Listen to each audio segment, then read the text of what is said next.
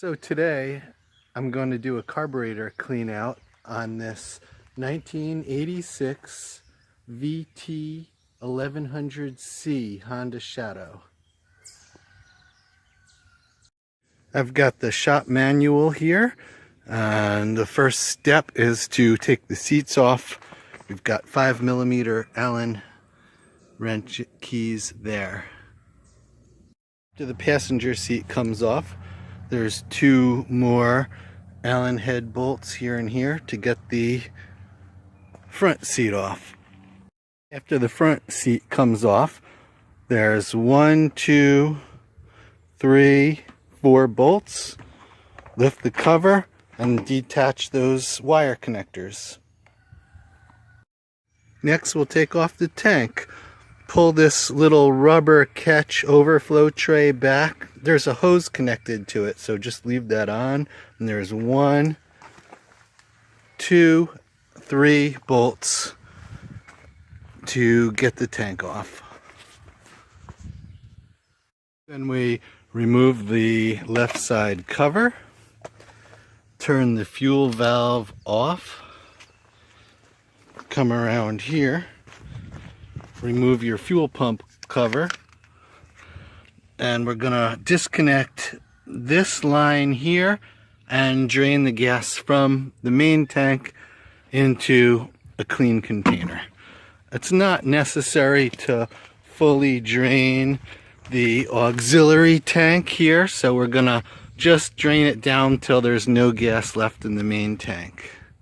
So I just wanted you to see what this draining process looks like. When you open the gas valve back up, the gasoline just pours out the disconnected hose into your clean gas container.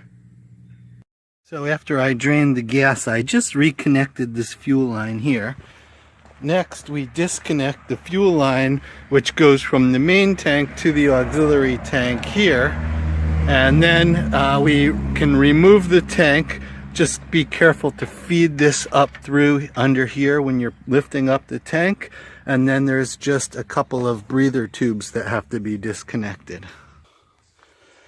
So you just lift the tank up in the front, and then you can get in to disconnect the breather tubes. I put a rag under here to protect the paint from getting chipped up, as it's a little bit difficult getting in here. And then you can take the little clips off with the needle nose and then just pull off, and then the tank will just lift right off. Now let's just take a moment to appreciate the design and the engineering that went into this bike. It is truly a marvel what Honda did with this. And the balancing of form and function is just incredible. It's an incredibly high level of art.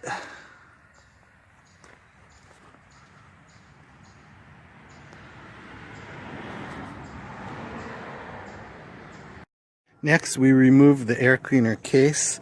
There's a little rubber liner here. It just unhooks from 2 little tabs there and there. You take this wiring harness out from there and then unbolt it. There's a 10mm bolt here that has to be removed. There is a drain tube that has to be removed here, and then you go in with the screwdriver, loosen the clamp that holds onto the top of the carburetor right there, and then the airbox will just lift right off. Next, remove the throttle linkage cover, this little chrome cover here. It's just 2 little Phillips head screws, 1, 2. So after I remove the linkage cover, the book wants me to remove the throttle cable ends from the carburetor. It says take the cables off of the bracket, but that just seems like an extra step we don't need to do. So I'm just going to actually take the bracket off itself.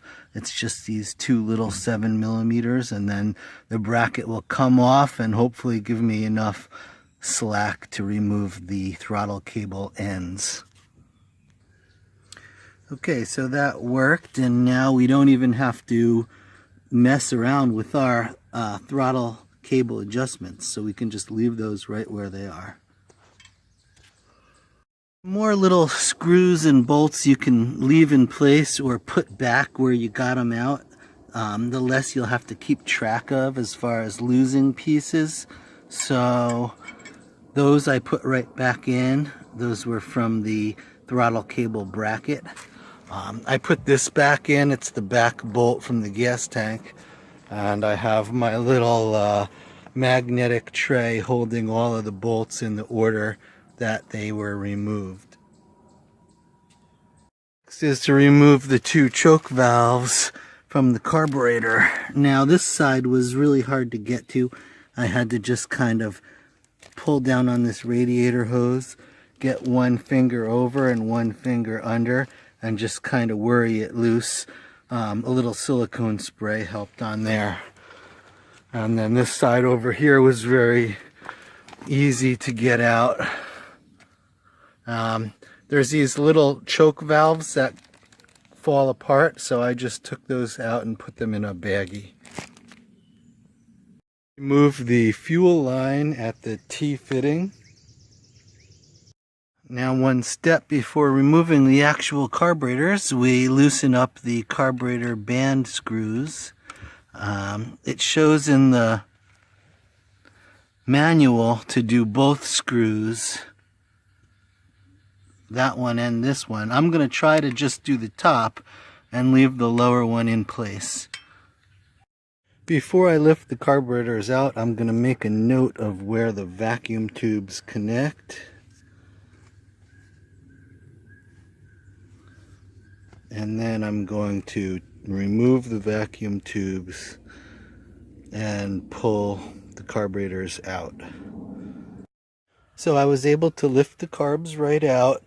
I had to use a flathead screwdriver as sort of a pry bar just right under here to get them to come out of these rubber tubes.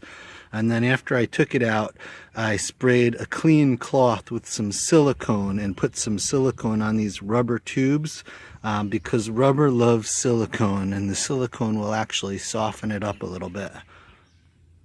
Next is vacuum chamber removal. There's 4 small Phillips head screwdrivers. This lifts up. Just make a note that this cap only goes on in one direction. There's a small notch and chamber that has to line up right there. Take a look at the diaphragm and vacuum piston. It's probably going to be clean, and can just wipe it down with a little silicone. So the book says you can take this thing all apart, but I'm not going to do that. We're going to just do the basic carb cleaning, and I'm only going to do one carb at a time because it's less pieces to keep track of. So now I'm working on the float bowl cover. We're going to take that off and then blow out the passageways with compressed air.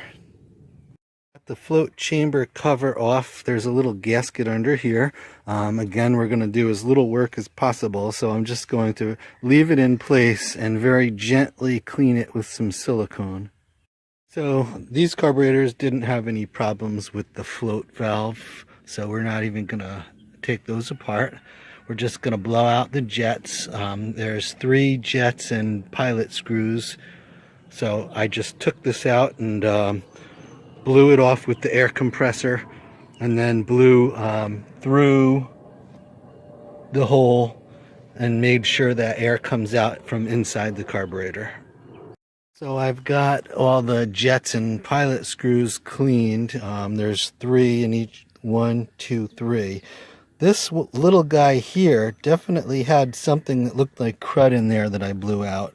And this one here, I didn't bother taking this brass piece out, but it apparently is connected to the float valve, because when I blew air in there, I could see the float valves lifting up and the air coming out. So I was just really careful not to overdo it in there, and it's definitely not clogged. So I'm going to put this float bowl cover back on, and then put this one together, and then repeat the process on the other side.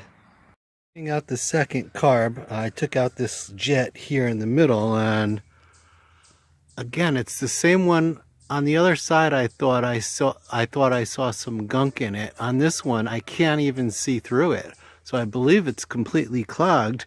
This is probably the problematic one. I would imagine that a very common problem on these bikes.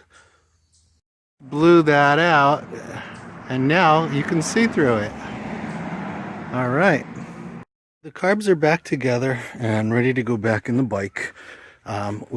I put the silicone lubricant on these boots, so that would hopefully, soften it a little. I'm also going to put a very thin coating of dielectric grease around there to help the carburetors slide in. I'm not going to put a lot because I don't want any clumps going into my carburetor or engine. So I've got the carburetor down into place, and I did have to wiggle it a bit to get these rubber connectors to go onto the carb, but once I got them lined up, I found I could actually push quite a bit of pressure straight down instead of messing around side to side and back and forth, and eventually it went all the way down into place. There was like a little detent that I finally felt when it went all the way in. And I've been connecting the vacuum lines and the fuel lines back up. And now I'm going to put the choke cable back in. The choke valve nuts are kind of tricky to get in and out. I got them in on both sides. I found that these really long needle nose helped a lot, but you don't need these. A regular set of needle nose will work. I'm going to reconnect my throttle cables before putting the airbox on, just because it feels a little less crowded to me now. Got the throttle cables back on and the throttle cable cover. Now I'm going to put the airbox back on, and I'm going to use the same trick with a little dielectric grease on these rubber boots.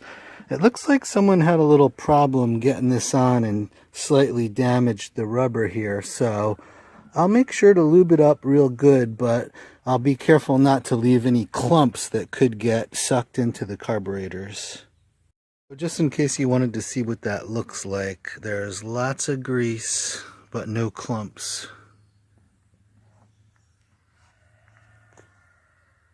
So I haven't put the airbox onto the top of the carbs yet. I wanted to get this breather hose connected first, and that was kind of a hassle. It just takes a little finagling, and again, these super long needle nose were actually helpful for that. Next I'll push this down and try to get these rubber area to go around the top of the carb. And into a problem here, tightening this boot to this carb, where the way the clamp was, it left a situation where the Phillips head screw was right here and the frame is blocking it, so there was no way I could get a screwdriver in there to tighten it. And I suspect that's a similar problem that whoever did this the last time had, because the boot is a little bit damaged.